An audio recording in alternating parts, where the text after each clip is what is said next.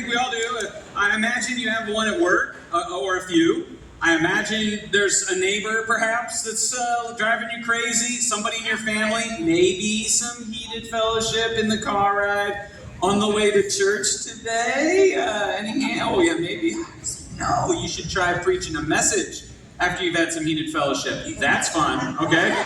So if that's you, I'm really glad that you're here. And just so that we're clear, I'm not talking about the really toxic and dysfunctional, potentially abusive situations that I imagine there is a person or few here, that you're in the middle of that. And if that's you, my hope is that the one thing you hear today is get help.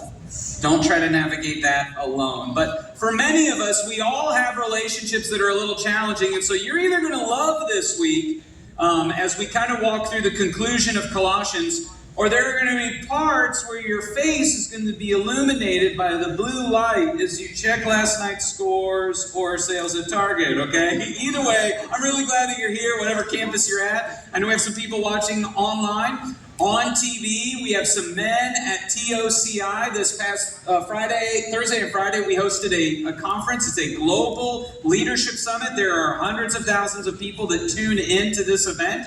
And we are and have been a host site for that for years with incredible content from Patrick Lencioni, Craig Rochelle, the CEO of Intel, and many others. And one of the things that we were able to do for the men at TOCI, Toledo Correctional, was provide the leadership summit to any one of them who would want to watch for free because of your generosity. And so I just want to say thanks. And why don't we put our hands together to welcome the men who are watching right now and people on TV and online to say hello.